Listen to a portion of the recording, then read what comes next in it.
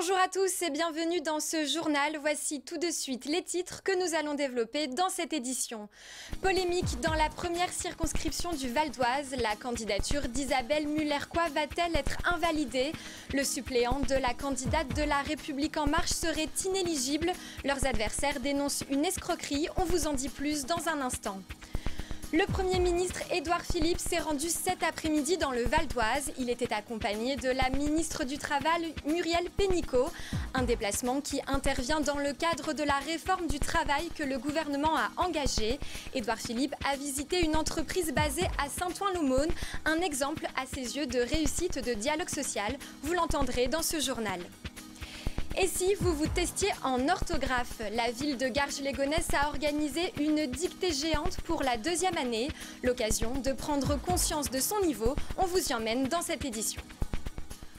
La vague La République En Marche n'a pas épargné la première circonscription du Val d'Oise. Ici comme ailleurs, elle a englouti les autres partis. La candidate investie par le mouvement d'Emmanuel Macron, Isabelle Muller-Coix, est arrivée largement en tête du premier tour des élections législatives, loin devant le candidat Les Républicains Antoine Savinha.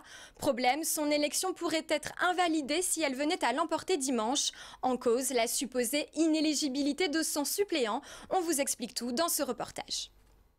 Ce mardi matin, Isabelle Muller-Coix arpente les rues de Champagne-sur-Oise.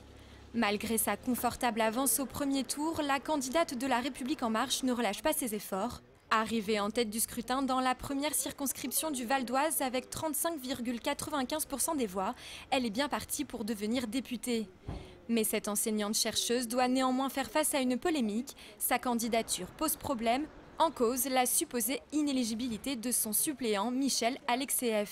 Chef d'entreprise, il a été président de conseil de prud'homme jusqu'en janvier 2017, une fonction incompatible avec une élection dans l'année qui suit, selon le code électoral. Tant qu'un juge ne s'est pas prononcé, on ne peut pas parler d'inéligibilité. C'est cela les garanties procédurales de notre droit.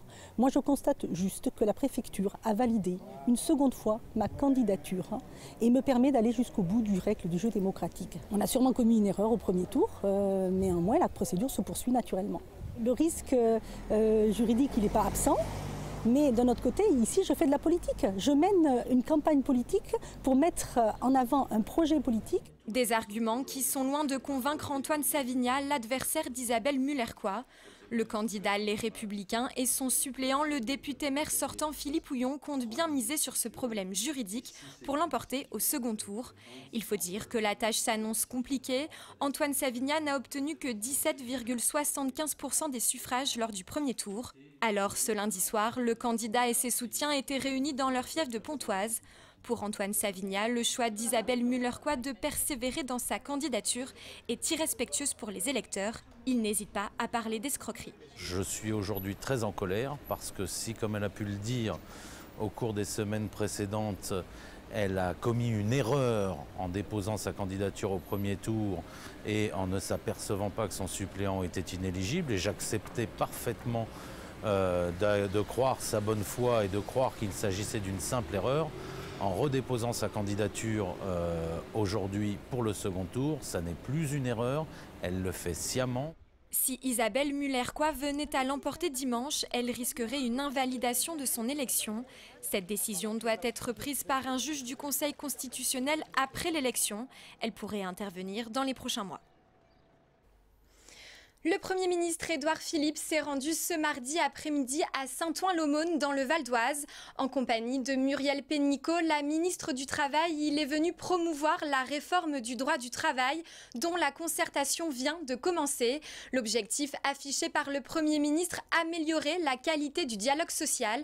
C'est dans ce contexte qu'il a souhaité mettre en avant l'usine d'équipementiers automobiles Telma. Pour lui, c'est un exemple à suivre. Je vous propose de l'écouter au micro de Théo Cavrois. La très bonne qualité du dialogue social dans cette entreprise, elle ne résulte pas uniquement de dispositions législatives ou conventionnelles. Elle n'est pas simplement le résultat du droit, elle est le fruit d'une volonté des représentants du personnel et de la direction d'avoir un dialogue de qualité. Et de ce point de vue-là, il y a quelque chose ici qui est assez exemplaire de ce que nous voulons permettre.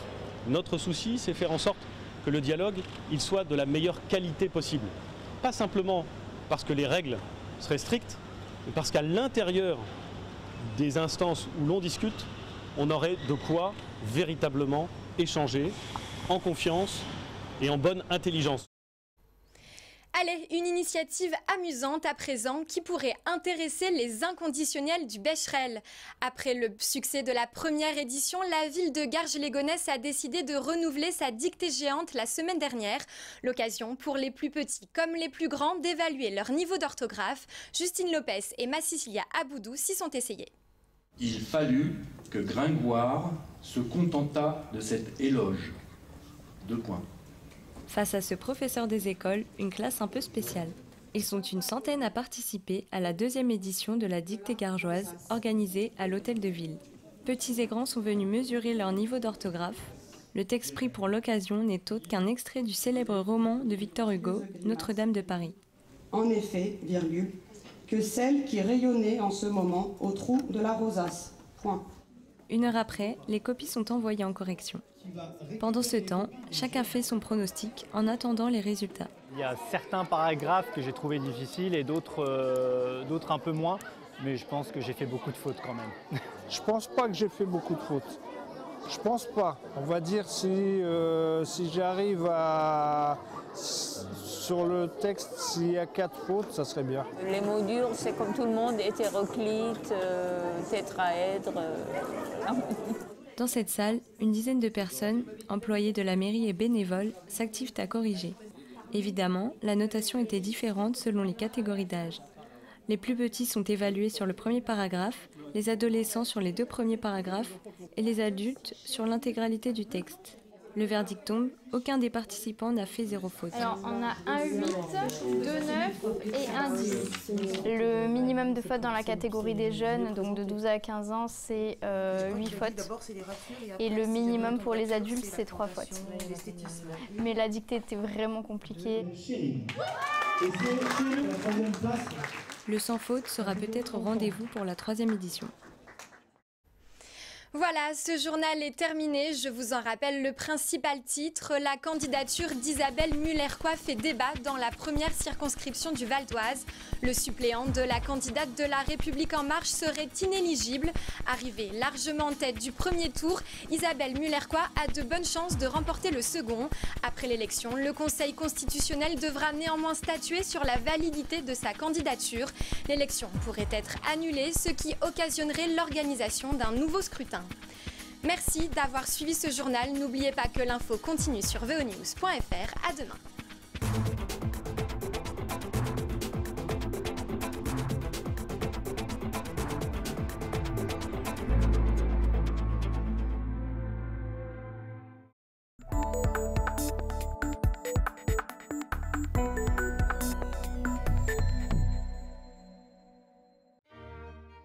Visiter le domaine de Villarceau, c'est contempler d'un seul regard 9 siècles de notre histoire.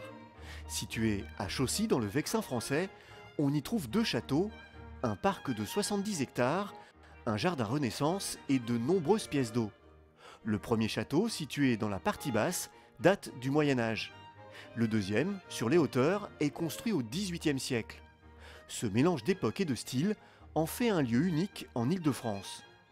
Lorsque les visiteurs viennent d'avril à octobre découvrir le domaine, ils n'en croient pas leurs yeux. Ils entrent dans une espèce de parenthèse de l'histoire. Le temps s'est arrêté.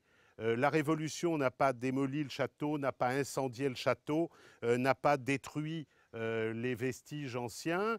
Les guerres sont passées au-dessus du domaine, les révoltes, les accidents d'héritage, etc. ont laissé ce domaine dans une grande cohérence. Du château médiéval, il ne reste que quelques éléments, notamment cette tour Saint-Nicolas. Au XVIe siècle, le château se transforme. Nous sommes alors en pleine Renaissance. François de Mornay, héritier du domaine, se fait construire un manoir et transforme les pièces d'eau en magnifiques jardins d'inspiration italienne. Du manoir, il nous reste ce pavillon. C'est ici, en 1572, après le massacre de la Saint-Barthélemy, que François de Mornay, catholique, va cacher son cousin protestant, Philippe Duplessis-Mornay, recherché par la Ligue. On ouvre toutes les pièces, on fouille tous les bureaux, on ouvre ce bureau, on ouvre ce placard, Dans le placard, il y a des feuilles, des cartes, de l'encre, comme habituellement on peut en trouver, des livres. Et la Ligue fait demi-tour et repart. Non, Duplessis-Mornay n'est pas à Villarceau. Et pourtant, si la Ligue avait connu le secret du placard de Villarceau, eh bien, on aurait trouvé Duplessis-Mornay et il aurait été exécuté. Et il aurait été exécuté en même temps que Mornay de Villarceau. Bien évidemment, voilà où se cachait Duplessis-Mornay. 200 ans plus tard, en plein siècle des Lumières, Villarceau passe aux mains du marquis du Tillet. C'est lui qui crée le château d'en haut. Pour s'offrir une vue imprenable sur ce domaine, il creuse la falaise pour s'en faire une terrasse unique de 530 mètres. Édifié dans un style Louis XV, le château reflète le goût raffiné de cette époque. On y retrouve le savoir-faire des meilleurs artisans, ainsi que quelques idées de décoration étonnantes. Vous voyez le long des panneaux des petits crochets qui permettent à ces panneaux d'être amovibles. La maîtresse de maison, lorsqu'elle se lève le matin, elle peut demander à son valet de chambre de lui changer entièrement le décor de son boudoir. Il lui suffit de retirer les panneaux grâce aux crochets, de les remplacer par des panneaux avec des revêtements différents et d'avoir ainsi un salon jaune soleil ou un salon vert prairie ou bleu ciel ou assorti à la couleur de sa robe ou assorti, plus raffiné encore, aux couleurs d'yeux de sa meilleure amie pour lui faire plaisir. Le domaine est ouvert d'avril à la mi-octobre. L'entrée est gratuite, mais la visite est guidée.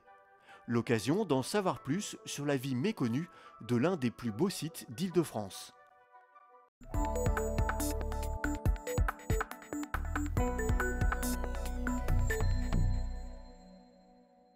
Des téléphones et encore des téléphones. À Soisy-sous-Montmorency se cache un musée méconnu, une étonnante collection dédiée au monde des télécoms. C'est un lieu unique en France. En fait, c'est la mémoire de la communication de la France. En fait, on a regroupé ici toute l'histoire de la communication depuis la télégraphie Chappe en 1792. Et c'est la seule plateforme qui existe en France et c'est le seul opérateur en France qui possède cette richesse. La collection de l'opérateur Orange regroupe 11 000 pièces sur 3 000 m² d'exposition, un véritable voyage dans le temps. Tout le matériel qui a été utilisé par les services depuis 200 ans, donc à travers des différents ministères. On a commencé avec le ministère de la Guerre, ensuite le ministère de l'Intérieur, avant de passer au ministère des Postes. Donc il y a toute cette histoire qui est regroupée ici. Le lieu est ouvert au public, sur rendez-vous. La nostalgie joue à plein, des cabines qui ont disparu de nos paysages aux standardistes, que l'on appelait à l'époque les demoiselles du téléphone.